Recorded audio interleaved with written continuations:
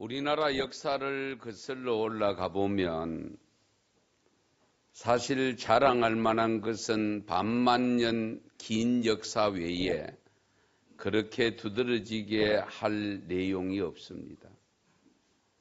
왜냐하면 전부 싸움의 역사였습니다. 우리가 크고 작은 외세로부터 공격받은 것이 자그마치 930번이 조금 넘는다고 합니다. 그런 가운데서 우리나라 자체 안의 역사도 보면 분열의 역사였습니다. 우선 멀리는 가지 아니하고 삼국시대부터 보십시다. 우리의 신라와 백제와 고구려 삼국시대, 그러나 그 삼국시대를 잠깐 통일이 됩니다. 그러면서 고려시대가 진행됩니다. 그 통일된 고려시대가 불과 수십 년 못 갑니다. 30, 40년 될까요? 그러면서 이제 조선이 탄생합니다. 그 삼국시대 끝나고 후삼국시대가 있네요.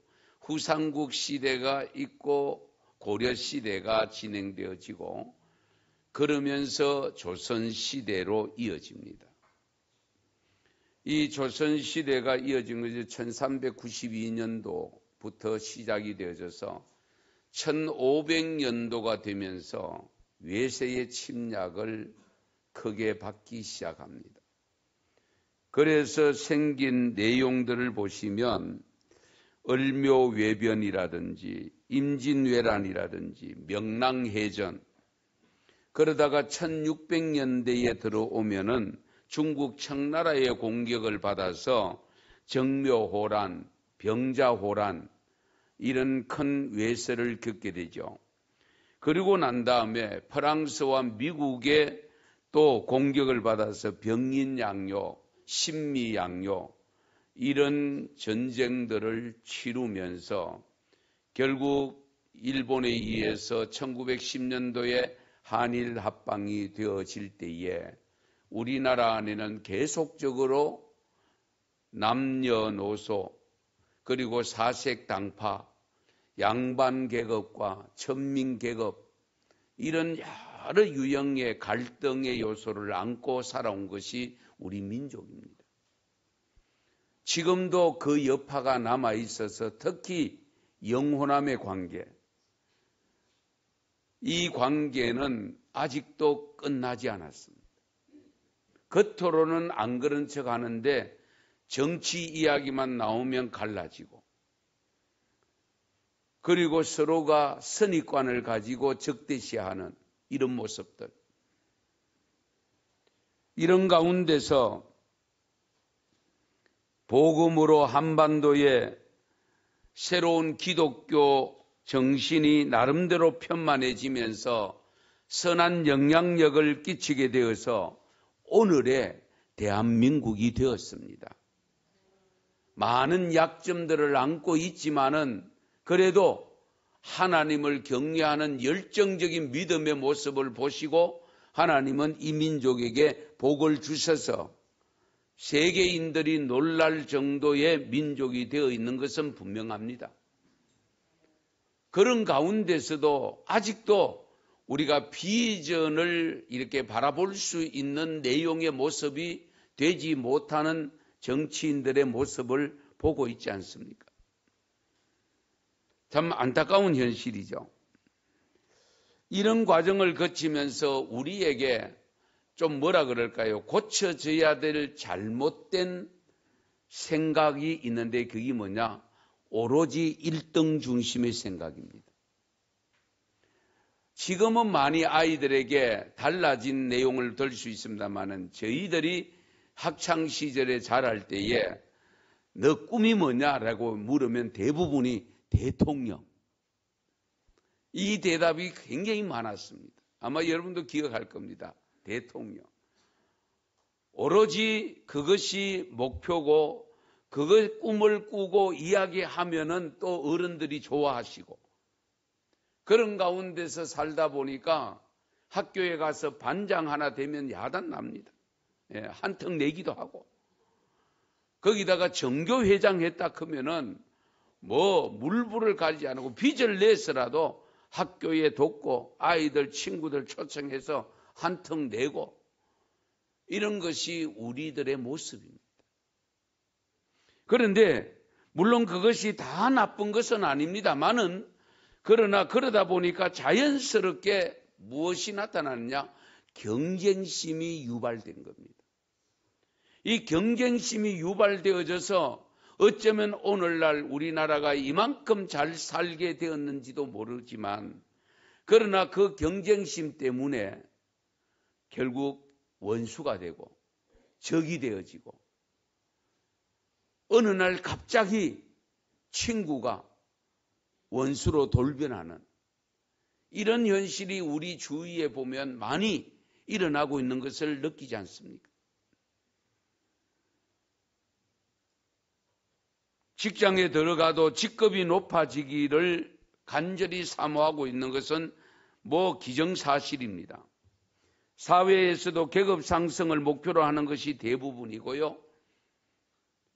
지금도 많이 어쨌든 달라지고 있기는 하지만은 아직도 너무 경쟁 속에서 살다 보니까, 그 경쟁이 뭡니까?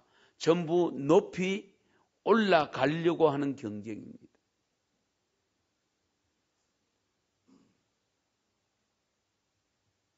그런데요, 위치가 가치를 제대로 발휘하면 금상첨화가 됩니다. 그러나 그 위치가 가치를 제대로 발휘하지 못하면 오히려 인생의 낭패를 가져오거나 그것이 인생의 걸림돌이 되는 경우를 볼 수가 있습니다.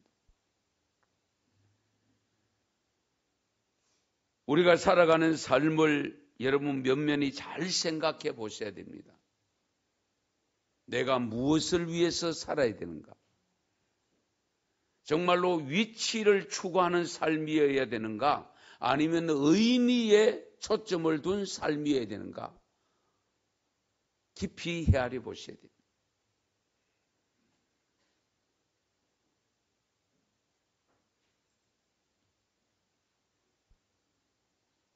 이 의미를 제대로 살려내지 못하면 아무리 높은 곳에 올라가 있어도 결국 남는 것은 많은 사람들에게 해를 끼치게 되어지고, 많은 사람들의 기억 속에 나쁜 것으로, 잘못된 것으로 남게 됩니다.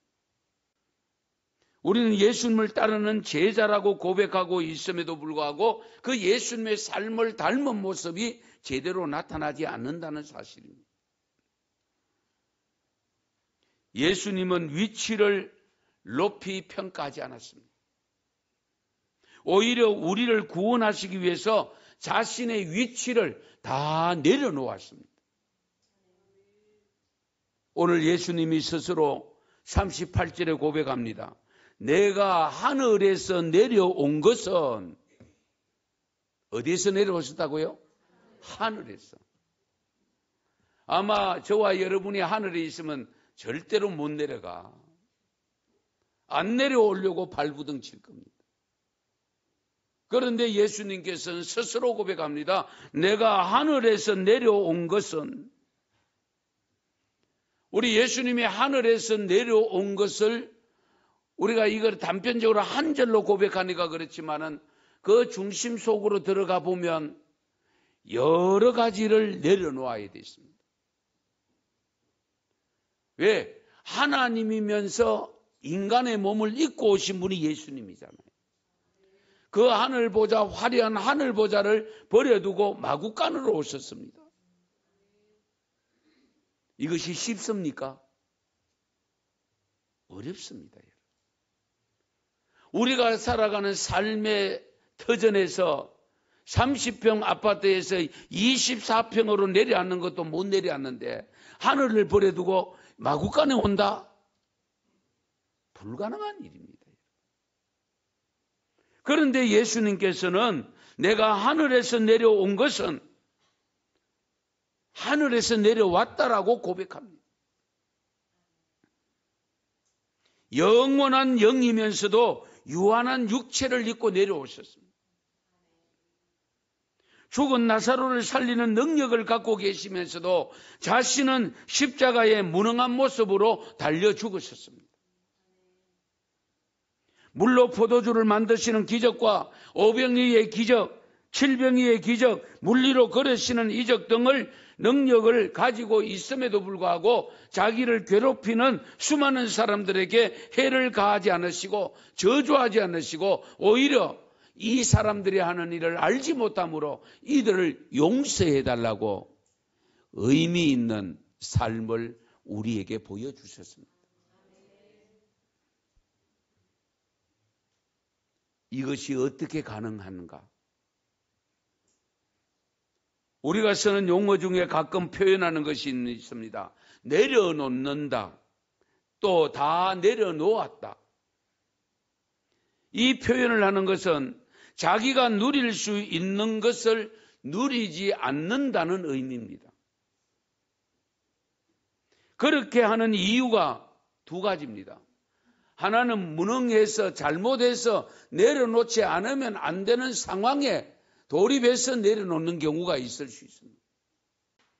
사도행전 22장 3절에 보면 나는 유대인으로 길리기아 다소에서 났고 이 성에서 자라 가말리엘의 문화에서 우리 조상들의 율법에 엄한 교훈을 받았고 오늘 너희 모든 사람처럼 하나님께 대하여 열심히 있는 자라.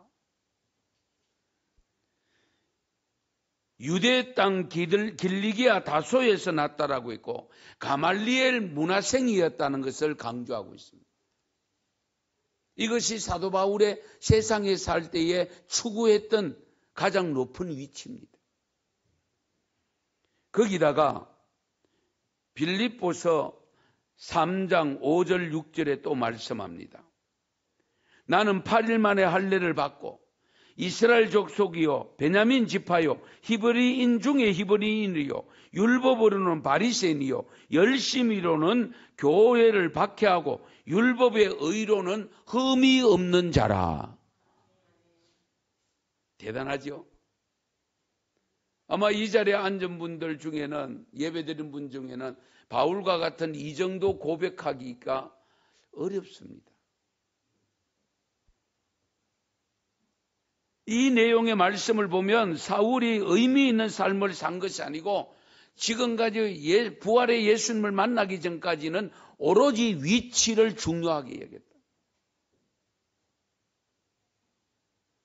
그래서 베냐민 지파였고 할례를 8살 8일 만에 받았고 그리고 로마의 시민권도 가졌고 등등의 위치를 강조하고 그런데 그 위치를 견고하게 많은 사람들에게 인정받기 위해서 다메섹 도상으로 올라가고 있었습니다. 왜? 예수 믿는 사람, 예수 믿으라고 전하는 사람을 잡아서 옥에 가두려고 그렇게 올라가다가 거의 다메섹에 다 올라갔었을 때에 부활의 주님의 음성을 듣게 됩니다. 사울아, 사울아. 당신 누굽니까? 네가 핍박하는 예수다. 그 자리에서 꼬꾸라졌습니다. 그리고 앞을 못 봅니다. 아나니아 선지자를 올려보내서 3일 만에 앞을 못 보던 그 사울에게 안수 기도함으로 눈에서 비늘 같은 것이 벗겨짐으로 보게 되어지고 그렇게 만난 부활의 주님을 만난 이후에 지금까지 높이는 위치를 중요하게 여겼던 그 위치를 다 내려놓았습니다.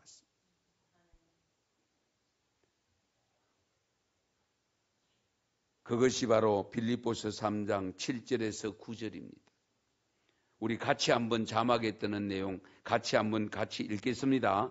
그러나 무엇이든지 내게 유익하던 것을 내가 그리스도를 위하여 다 해로 여길 뿐더러 또한 모든 것을 해로 여김은 내 주 그리스도 예수를 아는 지식이 가장 고상하기 때문이라. 내가 그를 위하여 모든 것을 잃어버리고 배설물로 여김은 그리스도를 얻고 그 안에서 발견되려 함이니 내가 가진 의는 율법에서 난 것이 아니요 오직 그리스도를 믿음으로 말미암은 것이니 곧 믿음으로 하나님께로부터 난 의라. 아멘. 그동안 위치를 중요하게 여기면서 갖추었던 모든 것을 배설물로 버렸다라고 했습니다. 이제는 그것 자랑하지 않는다는 겁니다. 왜? 다 버렸는데 뭘 자랑해요? 그것도 좋은 것으로 버린 것이 아니고 배설물로 버렸는데 자랑할 거 없지요.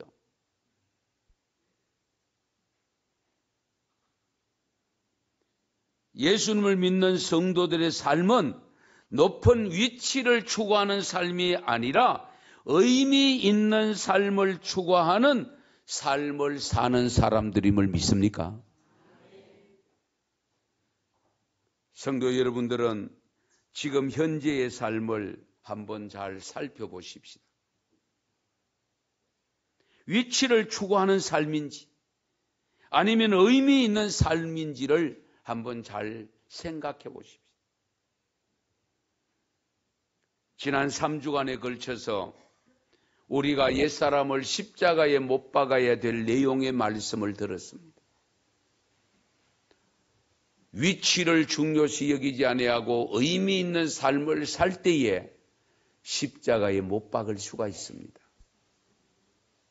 위치를 소중하게 여기는 순간에 십자가에 못 박은 것까지도 다시 빼나올 수도 있습니다.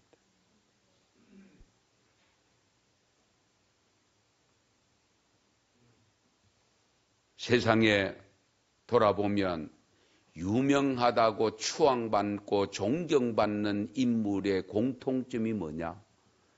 위치보다는 의미 있는 삶을 살았던 사람들입니다. 가만히 보세요. 아프리카 선교에 일생을 바쳤던 아마 슈바이처 박사 모르는 분 없지요. 그런데 프랑스의 문학가 까미 아시죠? 아마 이름 아시는 분도 계실 겁니다. 1957년도에 두 분 다 노벨상을 받은 분입니다. 슈바이처는 노벨 평화상을 받았고 까미는 노벨 문학상을 받았습니다. 그 당시에 상금이 10만 달러였습니다. 지금 현재 우리나라 돈으로 환산하면 1억이 조금 넘습니다만 그 당시 57년도 화폐를 따지면 수십억이 됩니다. 그런데 그 문학상을 받았던 까미는 그 상금으로 파리 근교의 멋진 별장과 고급 승용차를 구입했다고 합니다. 그런데 이 까미가 3년 뒤인 1960년 1월 4일 날 그렇게 상금으로 샀던 고급 승용차를 타고 별장으로 가다가 교통사고가 나서 죽는 일이 발생합니다. 그런데 슈바이처 박사는 그 상금으로 아프리카에 랑바렌의 병원을 지었습니다. 그 병원에서 아프리카의 불쌍한 사람들을 치료하며 복음 전하는 일에 일생을 다 바쳤습니다. 까미는 위치를 중요하게 생각한 사람이었습니다. 오직 자기의 삶의 위치를 높여주는 일, 자신의 유익과 자신의 평안과 자기의 즐거움만 추구하다가 비참한 삶으로 세상을 마무리하고 말았습니다. 그러나 슈바이처는 우리 하나님을 기쁘시게 하고 이웃을 사랑하는 의미 있는 일을 선택함으로 말미암아 노벨상을 받고 난 다음에 더 유명해져 있는 모습을 보게 됩니다. 60년의 세월이 지난 까미는 이름이 잊혀져 가고 있고 슈바이처는 계속적으로 그 이름을 상기시키고 있는 이유가 바로 위치를 중요시 여기지 아니하고 의미 있는 삶을 살았기 때문입니다. 세상에서 가장 의미 있는 삶이 어떤 삶일까요? 예수님이 고백한 것처럼 하나님의 뜻을 이루는 것. 하나님의 뜻이 무엇이냐? 내 아버지의 뜻은 아들을 믿고 아들을 보고 아들 믿는 자마다 영생을 얻은 이것이니 마지막 날에 내가 이를 다시 살리리라 하시니라. 예수님이 아버지의 뜻을 위해서 하늘에서 내려오셨고 그 내려오신 아버지의 뜻이 구체적으로 뭐냐? 아들을 보고 영생을 얻는 것, 그리고 부활시키는 일.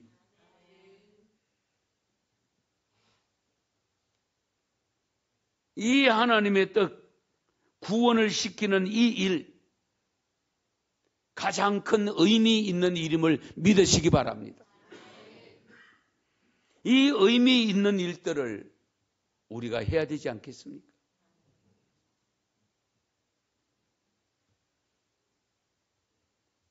오늘 우리에게 수바이치의 사연은 감동이고 교훈을 줍니다. 반면에 자기의 위치를 높이는 일에 상금을 사용한 까미는 비참한 죽음으로 끝난 인생이 되어 잊혀져 가고 있는 안타까운 일이잖아요.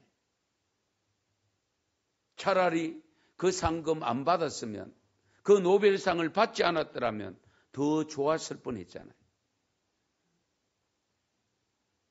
성도 여러분, 하나님의 뜻을 이루기 위한 사역을 감당할 때는 아름다운 영화가 주어지는 것이 아니라 생각지도 못한 고난과 역경을 겪을 수 있습니다. 그리고 나타나는 현상 자체가 세상 사람들로부터 별로 존경받지 못합니다. 인정해 주려고 하지 않습니다. 하지만 그것은 전능하신 하나님의 뜻을 이루는 일로서 생명을 살리는 의미 있는 사역임을 믿기에 다른 사람의 모든 추구하는 위치를 내려놓고 갈 수 있는 믿음을 가지는 것이 무엇보다 중요합니다.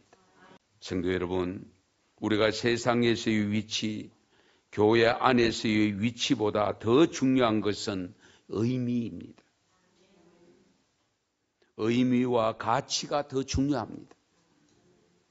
그러므로 위치에 치중하는 삶에서 벗어나서 의미 있고 가치 있는 삶에 충실한 삶이 되었으면 좋겠습니다. 세상의 주된 노릇을 하는 사탄은 우리에게 끊임없이 높은 곳에 위치하려고, 그 위치를 놓으면 안 된다고, 꼭 붙잡고 있으라고, 놓으면 안 된다고 강조하고 있습니다. 하나님께서는 내려놓는 순간에 우리는 모두 잃어버릴지 모른다라고 생각하는 사탄과는 달리 오히려 잃어버렸던 것까지도 하나님은 채워주십니다. 그래서 우리 하나님은 말씀하십니다. 약한 자를 들어서 강한 자를 부끄럽게 하고 가난한 자를 들어서 부유한 자를 부끄럽게 하시는 하나님. 그 일이 언제 일어나느냐? 의미 있는 삶을 살 때에 일어납니다. 아무쪼록 오늘 주신 말씀을 기억하시면서 우리 예수님처럼 우리가 위치를 중요시 여길 것이 아니라 그 위치를 내려놓을 때에 의미 있는 하나님의 뜻을 이루는 일이라면, 생명을 살리는 일이라면 어떤 것도 내려놓을 수 있는 믿음으로 사시기를 축원합니다.